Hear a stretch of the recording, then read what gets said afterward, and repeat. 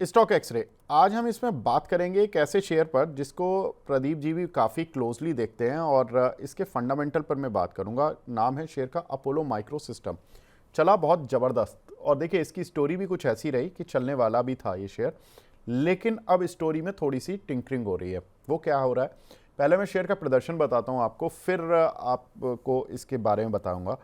मई में ये शेयर 114 रुपये के आसपास से चलना शुरू हुआ था और 17 सितंबर को ये शेयर ने 354 रुपये 70 पैसे का शिखर छुआ। यानी कि मई, जून, जुलाई, अगस्त, सितंबर, आप ऐसे समझो 5 महीने में ये काउंटर 3 गुना से भी ज़्यादा हो गया और अब पिछले 2 महीने में 20% नीचे आ चुका है। कुछ लोग जो कि टेक्निकल वगैरह देख के या कुछ होता है मोमेंटम देख के कई बार ऊपर के लेवल पर हैं, उनके लिए ये ज़रूरी है। और जिन लोगों ने नीचे भी लिए हुए हैं उन लोगों के लिए भी ये जानकारी लेना बहुत ज़रूरी है कि अब इसमें गिरावट ऊपरी इस तरह से क्यों आ रही है। देखिए होता क्या है, पहले तो चला क्यों था वो भी मैं बताऊंगा और फिर गिर क्यों रहा है वो भी बता रहा हूँ। वारंट का जो है, कंपनी ने वारंट जारी किए थे अपने प्रमोटर्स कैटेगरी में, नॉन प्रमोटर कैटेगरी में, जिनको अब शेयर में कन्वर्ट किया जा रहा है। अब होता क्या है, प्रमोटर्स को जारी किए, नॉन प्रमोटर्स को जारी किए वारंट। वारंट में एक कन्वर्जन प्राइस होता है जो कि 114 रुपये पर शेयर के भाव पर यह कन्वर्जन प्राइस था। यानी कि आपने वारंट खरीदे, 114 रुपये के भाव के आपको शेयर मिल जाएंगे और उस हिसाब से आपने पैसे पे करने हैं। हुआ ये बात। अब 114 रुपये के प्राइस से ही ये चला था, 354 तक गया। अब वो जो वारंट है वो धीरे धीरे शेयर में कन्वर्ट हो रहे हैं। अब जैसे जैसे वो शेयर कन्वर्ट हो रहे हैं, 114 का माल अभी भी 270 पर बिक रहा है। तो जो प्रमोटर हैं, नॉन प्रमोटर हैं, वो कई बार अपना प्रॉफिट बुक करने आते हैं। 320 340 से ये सेलिंग शुरू हो गई थी। एक्चुअल में 354 रुपये 70 पैसे का ये हाई लगा है। अभी जो कल खबर है उसमें 1.2 करोड़ यानी कि 1.2 करोड़ वारंट्स को शेयर में कन्वर्जन की मंजूरी मिली है। जून 2025 में 3.8 करोड़ वारंट जारी किए गए थे। एक तरह से आप कह सकते हैं कि 3.8 करोड़ शेयर ही जारी किए गए थे। नवंबर में ऑलरेडी पहले भी करीब 61.5 लाख वारंट कन्वर्ट हो चुके हैं। इसीलिए सेलिंग चल रही है शेयर में कि वो वारंट को शेयर में कन्वर्ट करा रहे हैं, प्रॉफिट बुक कर रहे हैं। 114 की जिसकी खरीद है वो 270, 300, 320 जहां उसको दाम मिलेगा वो हो सकता है कि वहां पर प्रॉफिट बुक करता हुआ दिखाई दे रहा हो। वारंट जारी करने की ही खबर से ये शेयर दौड़ा था। मई में ही ये बात आ गई थी कि भाई बोर्ड मीटिंग है और इस तरह से पैसे जुटाएंगे, पैसे क्योंकि कंपनी के अकाउंट में जाते हैं। प्रमोटर उस समय, प्रमोटर नॉन प्रमोटर जिन्होंने वारंट अपने लिए जारी करवाए थे, उन्होंने पैसा दिया, कंपनी को पैसा मिल गया, उनको शेयर मिल गए 114 के भाव से। अब चूंकि शेयर 5 महीने में ऊपर आ गया तो थोड़ा सा अब इसमें प्रॉफिट बुकिंग चल रही है। कंपनी के बाकी फंडामेंटल देखें तो 800 करोड़ रुपए की ऑर्डर बुक है, सालाना रेवेन्यू का करीब 1.5 गुना ऑर्डर बुक है। कंपनी के कुछ एक दो प्लांट पर एक्सपेंशन चल रहा है, वो भी कंप्लीट होने की तरफ है, तो वहाँ से भी कंपनी को फ़ायदा मिलेगा। लेकिन वो लॉन्ग टर्म है, क्योंकि वैल्यूएशन अगर आप देखोगे तो थोड़ा सा आपको आश्चर्य भी होगा। 2 रुपये 65 पैसे की ट्रेलिंग 12 मंथ ईपीएस है, पी मल्टीपल 102.3 का है। शेयर की बुक वैल्यू कुल 32 रुपये है। लेकिन शेयर पे थोड़ा सा प्रेशर है अब। प्रदीप भाई ये बताएं, ये प्रेशर और बढ़ेगा क्योंकि अब जो ये वारंट कन्वर्ट होकर आ रहे हैं और इसमें सेलिंग शुरू हो चुकी है अभी तक। पहले मुझे बताओ कि जो सेलिंग आई है वो वॉल्यूम के साथ आई है या बिना वॉल्यूम के आई है, फिर मैं अगला क्वेश्चन पूछूंगा आपसे। ये ऑलमोस्ट मोटा मोटा वॉल्यूम के साथ ही आया था और शॉर्ट टाइम फ्रेम में ना सर ऑलरेडी ये ओवरबॉट सिचुएशन में भी चला गया था।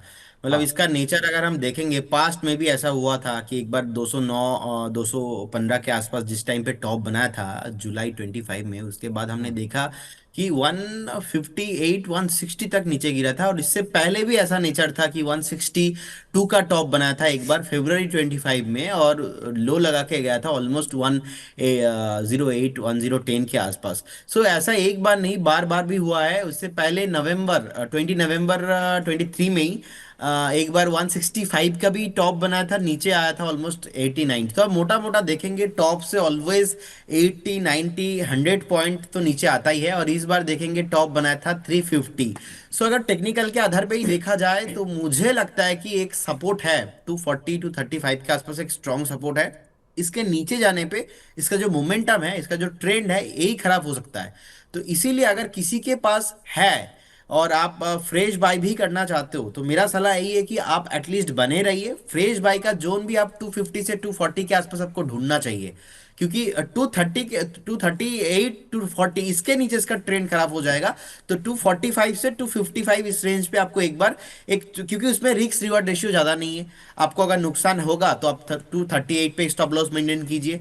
बाय करने का ही मेरा सलाह रहेगा, क्योंकि ऑलरेडी स्टॉक करेक्टेड है, करेक्शन हो चुका है। अब देखेंगे 350 के आसपास स्टॉप बना के अभी 267 के आसपास, तो ऑलरेडी 100 पॉइंट ऑलमोस्ट नीचे ही है। तो ज्यादा नीचे आने का अभी संकेत मैं नहीं देख पा रहा हूँ। हो सकता है कि कुछ टाइम के लिए ये कंसोलिडेशन रेंज पे चला जाए, लेकिन ज्यादा करेक्शन नहीं होगा। अगर करेक्शन आता भी है, इस केस में हमारा एक छोटा सा स्टॉप लॉस रहेगा 240। प्रदीप भाई, लेकिन 60 लाख शेयर की सेलिंग से ही ये काउंटर करीब करीब 20% टूट गया। अब तो 1.2 करोड़ शेयर आ रहे कन्वर्ट होकर। अगर वो सेलिंग पर आ गए, जो कि 114 रुपए की बाय प्राइस है, तो क्या ये 238 का लेवल संभाल पाएगा? और सर पॉसिबिलिटीज भी है, ब्रेक हो सकता है, तो इसीलिए इतना क्वांटिटी नहीं लेना चाहिए। अगर मैं 250 से 255 इस रेंज पे एक बार बाय करके जाता हूँ, तो 10-11 रुपए का एक स्टॉप लॉस होगा, 10-15 रुपए का एक स्टॉप लॉस होगा। 10-15 रुपए का एक स्टॉप लॉस देने पे भी कुछ प्रॉब्लम नहीं होगा मुझे। एंड लगता है कि एक बार यहाँ से बाउंस बैक भी दिखा सकता है, तो इसीलिए। और डिस्क्लेमर देना चाहूंगा, ऑलरेडी इस जोन पे हमने बाई कॉल भी दिया है, सो कहीं ना कहीं सो मैं थोड़ा इसमें जो है मेरा व्यू पॉजिटिव है। 240 का एक स्ट्रिक्टली स्टॉप लॉस आपको मेंटेन करना चाहिए, और बाय करना चाहिए 255 से 250 के आसपास। तो इसमें खोने के लिए कुछ है ही नहीं। 10-15 रुपए का स्टॉप लॉस, अगर स्टॉक अगर यहाँ से एक बार जो है सस्टेन होता है और फिर से बाउंस बैक आता है, तो आपको फिर से 300 एंड 330 के प्राइस भी मिल सकता है। तो इसीलिए एक बार बाय करने का ही सलाह रहेगा जी। ठीक है सर। अच्छा, ये आपने बताया कि अगर ये ऊपर आया तो 300 रुपये तक आ जाएगा, और फर्स्ट 230। टारगेट आएगा 300 और सेकंड टारगेट आएगा ऑलमोस्ट 330 के आसपास। स्टॉप लॉस आपको ऑलमोस्ट 15 टका का हो रहा है, और मिलने को आपको देखिए 255 अगर उस जोन पे आपको मिलता है तो बाय कीजिए। अगेन आपको 300 का फर्स्ट टारगेट, उसके बाद 330 का सेकंड टारगेट।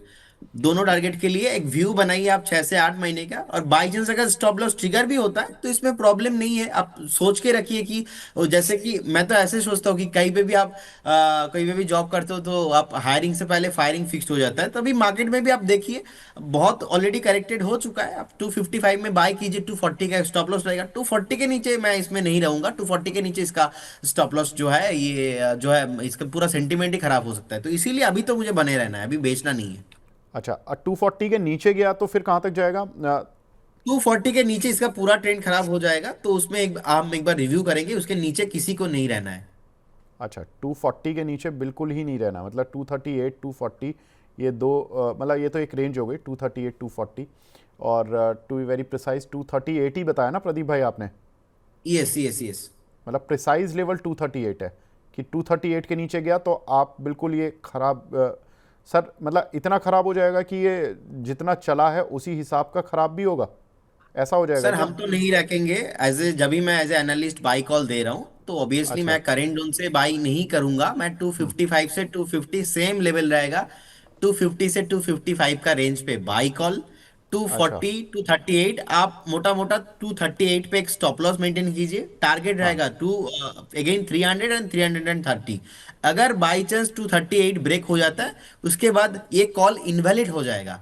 तो उसके बाद मुझे लगता है कि किसी को एज ए इन्वेस्टमेंट में भी नहीं रखना है। क्योंकि मैं ये आपको इसलिए बता रहा हूँ, क्योंकि एपोलो माइक्रो सिस्टम का अगर आप चार्ट देखेंगे यहाँ पे, मैं जो स्पेशली इसमें फॉलो कर रहा हूँ, अगर आप वीकली चार्ट एक बार देखेंगे, वीकली चार्ट में जो सुपर ट्रेंड है, सुपर ट्रेंड कभी भी ब्रेक नहीं हुआ है लास्ट बहुत टाइम से। सो कहीं ना कहीं अगर आप देखते हो सुपर ट्रेंड का चार्ट, एंड यहाँ पे बहुत ही एक स्ट्रॉन्ग सपोर्ट जोन है। सपोर्ट जोन ही है ऑलमोस्ट 240 के रेंज पे। इनफैक्ट मैं आपको बता रहा हूँ 126 से स्टॉक ने 355 हो गया, कभी भी सुपर ट्रेंड को ब्रेक नहीं किया। तो कहीं ना कहीं इसके पहले भी एक बार नहीं 3 बार ऐसा हुआ है। तो इसीलिए मैं भी एक बार जो है कोई न्यूज़ पे नहीं जाऊंगा, कोई स्टोरी में नहीं जाऊंगा। मैं टेक्निकली मैं आपको बता रहा हूँ, टेक्निक मेरा फंडामेंटल इसमें व्यू भी पॉजिटिव है लॉन्ग टर्म में। अब इसमें मुझे एक बार 238 का स्टॉप लॉस मेंटेन करना है, 250 से 255 के आसपास बाय करना है, 300 का टारगेट, उसके बाद 330 का टारगेट। स्टॉप लॉस हिट होता है तो 12-15 रुपए का स्टॉप लॉस निकाल के ले चले जाइए, सिंपल। ठीक है सर, बिल्कुल ठीक है। तो अपोलो माइक्रो क्यों गिरा, क्यों चला था, वो दोनों वजह मिली। अब क्या करें, ये वजह मिली आपको प्रदीप जी से कि भाई प्रदीप जी ने बता दिया कि 238 का बिल्कुल स्ट्रिक्ट स्टॉप लॉस लगाना है, टूटा तो फिर ख़राब हो जाएगा, फिर कोई कॉल नहीं बचेगी। 255 के आसपास है, ले लेना, थोड़ा बहुत अपसाइड मिल सकता है यहाँ से। खबर हमने आपको बता दी कि क्यों ये चला था। प्रमोटर नॉन प्रमोटर कैटेगरी ने 114 रुपये पर वारंट जारी करवाए थे और फिर ये शेयर चला 354 तक 5 महीने में। अब वहाँ पे वो शेयर बिकने के लिए आ रहे हैं, तो इसलिए थोड़ा सा प्रेशर आ रहा है। ठीक है प्रदीप भाई, बाकी आपके दोनों शेयर वहीं पर हैं अभी। लक्स इंडस्ट्री भी ठीक है, और sir Mahindra life space developer भी 417 के आसपास ही खड़ा हुआ है। वो दोनों कॉल आपकी अभी ट्रेडिंग कॉल, वो ट्रेडिंग कॉल ही है ना आपकी? सर प्योर ट्रेडिंग कॉल है, और 2-4 दिन का ही व्यू है, और वही लोग इन्वेस्ट करें जिनका बस हाई रिस्क प्रोफाइल है। कभी भी स्टॉप लॉस ट्रिगर होता है तो आपको एग्जिट करके निकल जाना है। ठीक है, बिल्कुल ठीक है प्रदीप भाई। तो ये दोनों कॉल आपकी ओपन है सर, और यहाँ पर अपोलो पर भी व्यू मिल गया होगा। ठीक है सर, बहुत बहुत शुक्रिया प्रदीप भाई, लेकिन जाने से पहले disclaimer. Yes, investment and securities market subject to market risk. जितने भी स्टॉक्स को लेके मैंने बात किया, कोई भी स्टॉक्स पे मेरा या हमारे कंपनी का कुछ भी कंफ्लिक्ट ऑफ इंटरेस्ट नहीं है। स्टॉक मार्केट पे गारंटी नहीं होता, पास्ट परफॉर्मेंस फ्यूचर में इंडिकेट नहीं होता। जब भी आप इन्वेस्टमेंट कीजिए, कहीं आपका जो पर्सनल फाइनेंशियल एडवाइजर है उनसे सलाह लेके कीजिए। बहुत बहुत धन्यवाद विवेक सर, आपको एंड सारे व्यूअर्स को।